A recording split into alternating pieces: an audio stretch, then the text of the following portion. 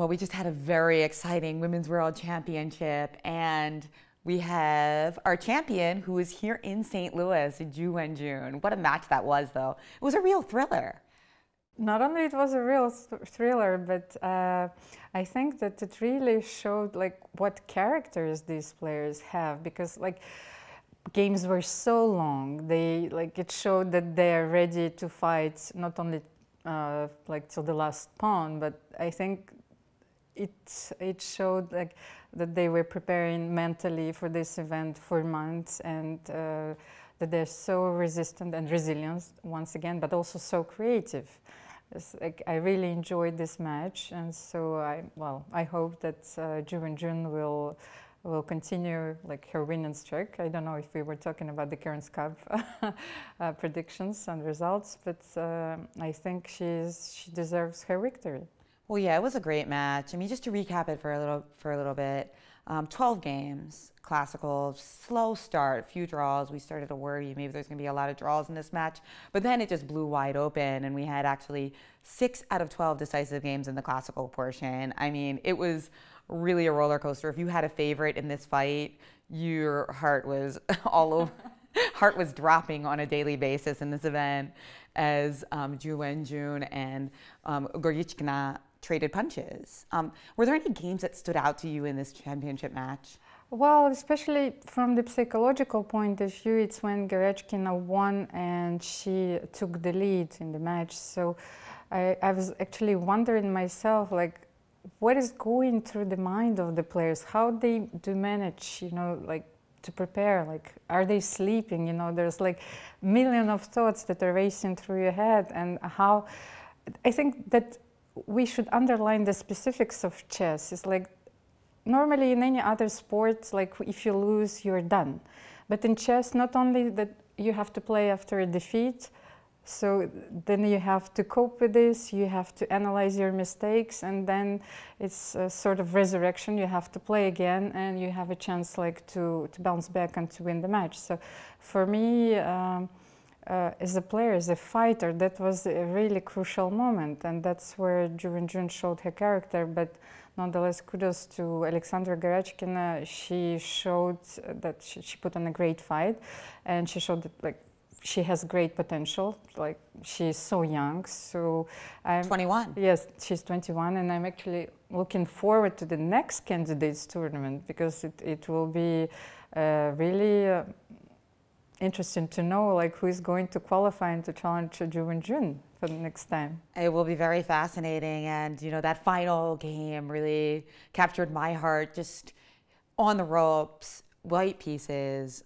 Aleksandra needed to win to force tie breaks, otherwise she was out, and Ju Wenjun would retain her title. And she played d4, d5, knight c3, and that caused the Chinese world champion to take a 20-minute think, which is crazy. You know, you're like, what is going on if you're on her team, right? And in the end, Aleksandra did win that game, forcing this monumental playoff. It reminds me actually of poker player strategy. Sometimes when you make a move and then you have to extrapolate. So like, does he know that he knows, like that, or like, so that I know, and then what am I supposed to play? So I think this 20-minute thought was actually very meaningful, because she had to go through all of the openings that her opponent prepared, so that she prepared, that to avoid the line where there might be a lot of traps. So that happens. But I think that this match also showed that as Ju Wenjun started her games with b3 when she wanted to surprise her opponents. So not only they were prepared technically, but I think they dedicated a lot of time to their mental and psychological preparation. So. Yeah. Psychological preparation is so relevant. And after the match, Anish Giri, or after that 12th game, Anish Giri said that this is one of the best world championships he's seen in terms of drama.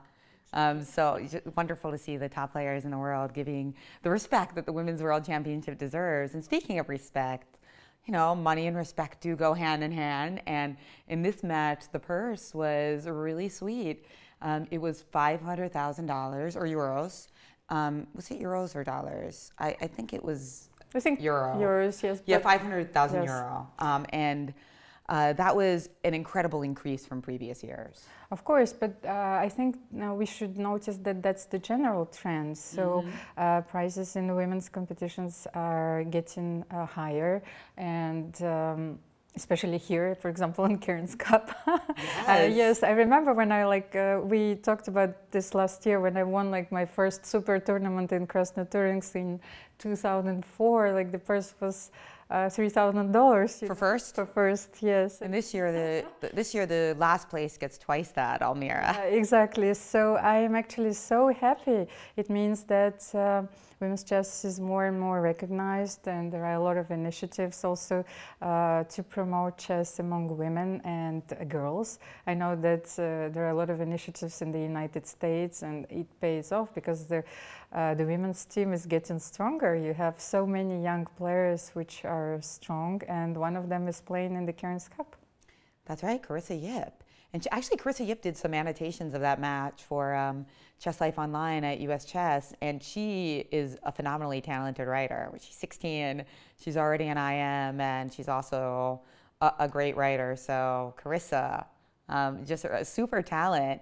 But one thing that struck me about this match, going back to the match, was the endgame play. The champion really outclassed in the endgame, and it seemed like the wins that Aleksandra put on were more like just brutal victories. But it's actually strange because it seemed to be Aleksandra's strongest point, the end game. And as we saw, Ju Wenjun managed to outplay her on her battlefield. So it's well, once again, it shows that we have such a deserving champion. I think that one of her strongest qualities is the middle game. She likes the dynamics. But on the other hand, she mastered so well the opening and the end game. So. Yeah, some really instructive games there, like her first victory with that queen sitting on b7, the advanced a pawn, and knowing that the pawn endgame was going to be a win. And later on, she had some strong endgames as well. Of course, I mean, there's also the endgame she lost when she made that mistake of playing knight c6 instead of knight c4. But without going into specifics, it was just a really great and instructive match, and you couldn't ask for more as far as drama goes. I mean, over 50% decisive games. Of course. But we are all human also. It took me a lot of time to accept that, that we are making mistakes and we are learning from them, hopefully. Well, that's the fun of it, isn't it? I mean, I think that's why it's so fun to be a commentator for chess tournaments, because we appreciate how difficult it is to play flawless chess, and when it happens, it's just incredible, right? Like Valentina Gunina's win with all those sacrifices last year. I still remember the bishop h6. Exactly. So it's just a lot of fun to call a women's chess tournament, and you having so much experience, knowing so many of these players for so many years, and especially to have the world champion at our tournament after such a dramatic victory.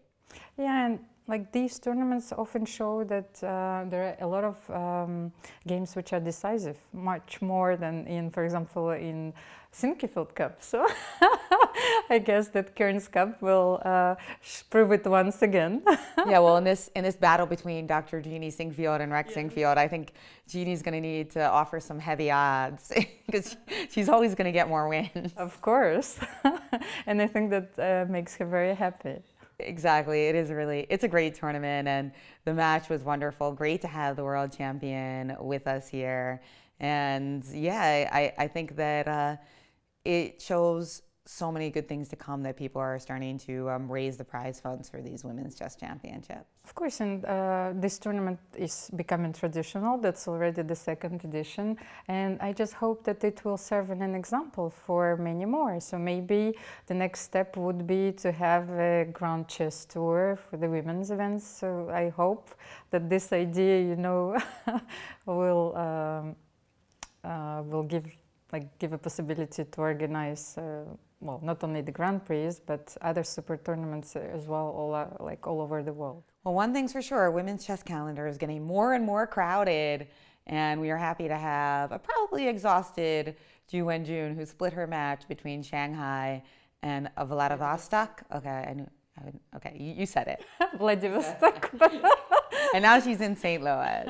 Yes. And we're happy to have the world champion here.